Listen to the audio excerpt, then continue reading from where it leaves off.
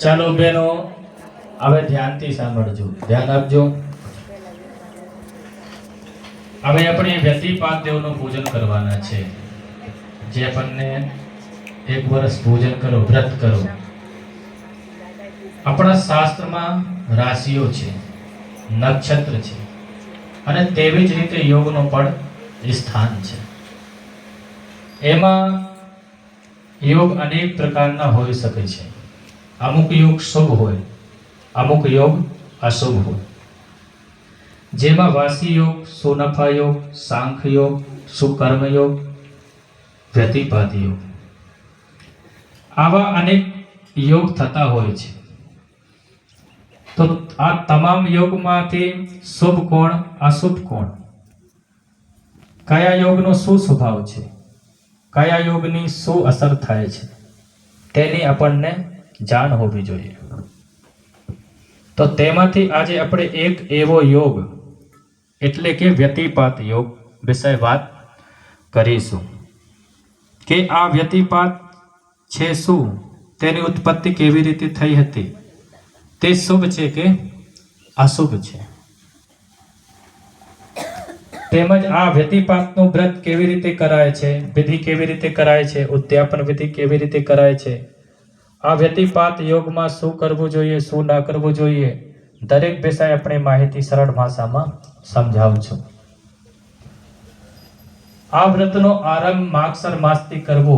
આ વખતે પંચદ્રવ્યથી નદીમાં સ્નાન કરવું, ઉપવાસ કરવો, સાકરથી ભરેલા ઘડા ઉપર તાંબાનું પાટ ઢાંકવું, તેના ઉપર કમળમાં દીપ 18 હાથ વાળી સોનાની વ્યતિપાત વાળી દીપ મૂર્તિ મૂકી પૂજા કરવી.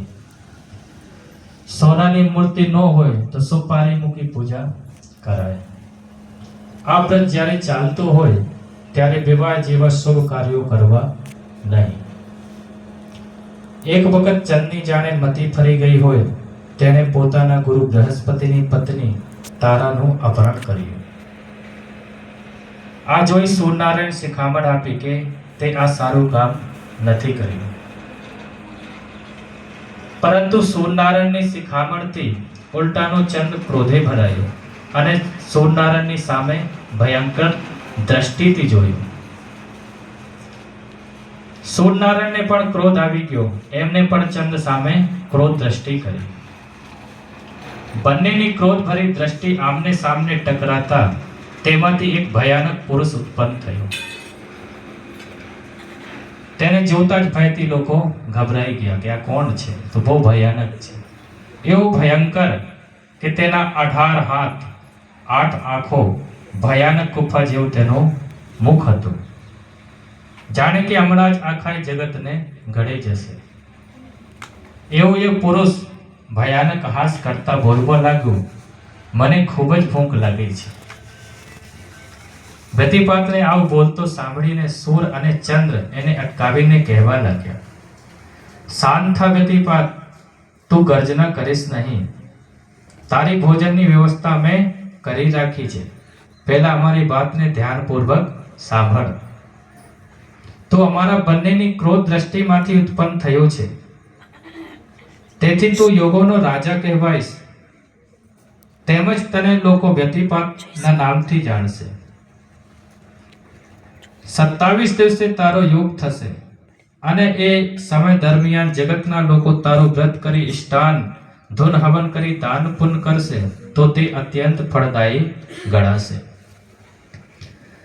તારું વ્રત કરનાર દાન પુણ્ય કરે તો તેમના પાપોને તારું લક્ષ્ય બનાવી તારી ભૂખને તૃપ્ત કરજે, અને જે પાપી હોય એની શિક્ષા કરી તું તારા ક્રોધને શાંત કરજે. વ્યતિપાતને સૂરચંદની વાત સાંભળીને અતિ સંતોષ થયો.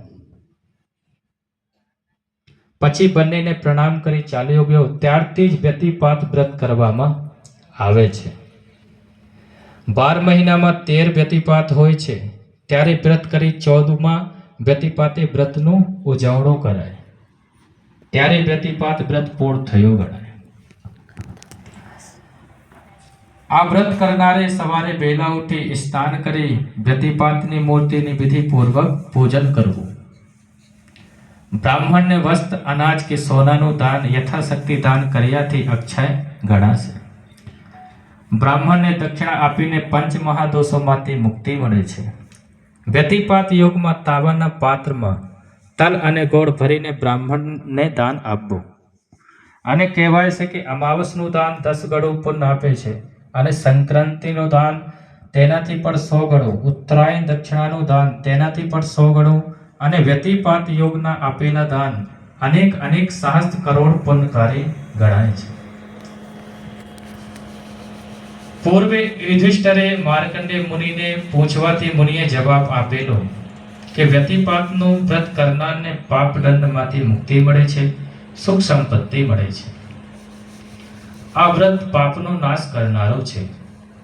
તેમજ વ્યતિપાતમાં થયેલા શુભ કે અશુભ કાર્યથી માનવીને ભાગને પણ પલટાવી દેશે. વ્યતિપાતનો આ વ્રત એક રાજાએ કર્યું હતું.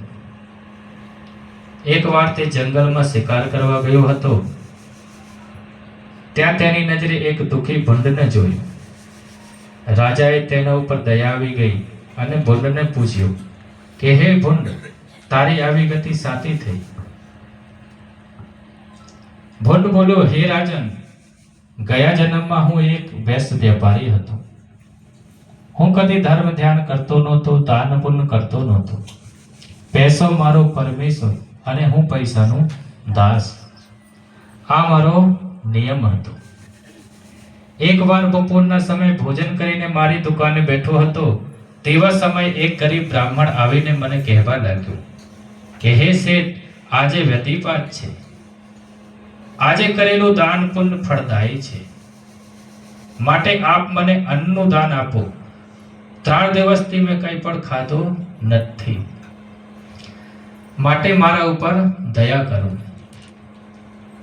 બ્રાહ્મણની વાત સાંભળીને મને તેના ઉપર ક્રોધ ચડી આવ્યો.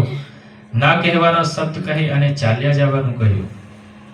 પરંતુ ભૂખને લઈને વ્યાકુળ થયેલો બ્રાહ્મણ આજીજી કરતા કહેવા લાગ્યો કે હે શેઠ, આવું દાન પુણ્યનો અવસર ક્યારે ક્યારે મળે છે. નાડું તો ઘણું જ મળી રહે છે, પરંતુ આવું ટાળું નહીં મળે. માટે હાથમાં આવેલી તકને નહીં જવા દેવી. બ્રાહ્મણ હઠ કરવા લાગ્યો એટલે મેં ક્રોધે ભરાઈને તેને મારીને ભગાડ્યો. તેથી બ્રાહ્મણ મારા ઉપર ક્રોધિત થયો અને મને શ્રાપ આપીને કહેવા લાગ્યો કે હે દુષ્ટ વેશ, આટલી આજીજી કરવા છતાં મારી ભૂખ તૃપ્ત કરી નહીં. તેમજ મને મારી ધુતકાર્યો છે. માટે હું તને શ્રાપ આપું છું, તું ભૂંડ થઈને ભટક્યા કર. તારી ભૂખને તૃપ્ત કરવા ગંદકીમાં ખોરાક શોધ્યા કરીશ. જેમ તે મારું પેટ ભરતું રાખ્યું તેમ તારું શરીર ભરતું રહેશે. બ્રાહ્મણના શ્રાપથી હું ધ્રુજી ઉઠ્યો અને મેં ખૂબ જ આજીજી કરી શ્રાપમાંથી મુક્તિ પામવા માટે. ત્યારે બ્રાહ્મણને મારા ઉપર દયા આવી અને કહ્યું, હે વેશ, તમે ભૂંડ યોનિમાં જન્મ લેશો. તે સમય જો કોઈ વ્યતિપાતનું વ્રત કરી તેનું પુણ્ય ફળ તને અર્પણ કરશે તો જ તને મુક્તિ મળશે. ત્યાં સુધી તારો ઉદ્ધાર થાય નહીં અને તું ભટકતો રહીશ. ભૂંડની આવી વાણી સાંભળીને રાજાને ભૂંડ ઉપર દયા આવી ગઈ. તેથી પોતે કરેલા વ્યતિપાત વ્રતનું પુણ્ય ફળ હાથમાં પવિત્ર જળ લઈને ભૂંડને આપવાનો સંકલ્પ કરી ભૂંડના શરીર પર છંટકાવ કર્યો અને તરત જ ભૂંડને મુક્તિ મળી ગઈ અને તેની જગ્યાએ એક દિવ્ય પુરુષ પ્રગટ થયો. રાજાને પ્રણામ કરતો ધન્યવાદ આપી વૈકુંઠમાં ગયો. આમ હે યુધિષ્ઠિર, વેશનો ઉદ્ધાર થયો અને માર્કંડેય મુનિએ વ્યતિપાત વ્રત ફળ અને મહિમા સમજાવ્યો છે.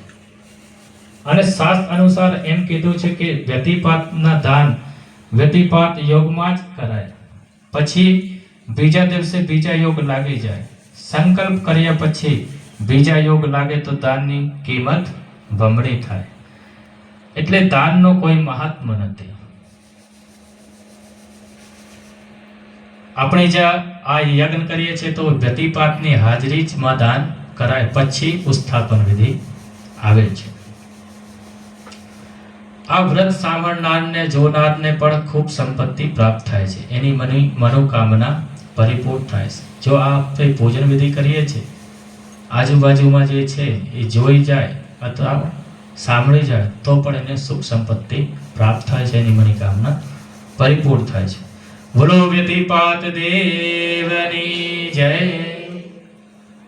કહેવાનો અર્થ છે કે આપણે જે પૂજન કરવા જઈએ છીએ એને માટે આપણે એની માહિતી તો હોવી જોઈએ કે વ્યતિપાત કોણ છે. પૂજન તો કરીએ છીએ પણ ખબર નથી કે વ્યતિપાત કોણ છે. તો વ્યતિપાત એક યોગ છે. જેમ નક્ષત્ર આવે છે, વાર આવે છે, મહિના આવે છે, એવી રીતે એ યોગ પણ આવે છે. 27 દિવસમાં યોગ આવે છે. કથાની અંદર આ બધું મેં બતાવ્યું તમને. તો આ યોગ, અમુક યોગ કેવું હોય કે શુભ હોય, અમુક યોગ અશુભ હોય. જैसे 6 નક્ષત્રો છે કે એના મૂળમાં જન્મ થયો, મૂળ નક્ષત્રમાં જન્મ થાય તો વિધિ કરવામાં આવે છે. એમ તો આ વ્રતની અંદર એમ કીધું છે કે તમારે આ પંચદ્રવ્યથી ગોમય પ્રાશન કરવાના, પંચદ્રવ્યથી નદીમાં સ્નાન કરીને પછી નાવ. તો કહેવાનો અર્થ કે જેટલો આપણને થાય એટલો કરવો જોઈએ. હવે શક્યતા છે જે તાપી આજુબાજુમાં રહેતા હોય અને તાપી જવાને ન રહેતા હોય તો પછી આપણે ઘરે સ્નાન કરવાના. પંચગપથી થોડો થોડો ગૌમૂત્ર ને ગાય છાણ ને બધું લગાડીને સ્નાન કરીને પછી આપણે વ્રતનું પૂજન કરવાના છો. એમાં તો સોનાની મૂર્તિ કીધું છે, પણ આપણી પાસે જે યથાશક્તિ સોપારી મૂકી પણ આપણે પૂજન કરી શકીએ તે દિવસ. ને વ્યતિપાતના દિવસ એટલે કહેવાનો અર્થ કે એવો નહીં કે દાદા અમે કાઢીને રાખી દેશું પછી કાલે આપી દેશું. તે જે દિવસ વ્યતિપાત હોય તે દિવસ એ દાનનો અર્થ છે. બીજા દિવસે એ દાનનું કઈ મહાત્મ નથી. ચલો હવે આપણે આગળ પૂજન કરશું વ્યતિપાતની. તો વ્યતિપાતમાં આપણે 3 સુપારીનું પૂજન કરવાના છે. વચ્ચે વ્યતિપાતની સુપારી રહેશે, આજુબાજુમાં સૂર ને ચંદ્રની સુપારી રહેશે. આમ સૂર ચંદ્રની દ્રષ્ટિથી એનો જન્મ થયો છે તો એ સૂર ને ચંદ્રના દીકરા જ ગણાય વ્યતિપાત. તો આપણે 3 દેવની પૂજન 3 સુપારીની અંદર કરવાની છે. તો પહેલા પૂજાની થાળીની અંદર 3 સુપારી મૂકી દેજો, એક વ્યતિપાતની, એક સૂરની, એક ચંદ્રની.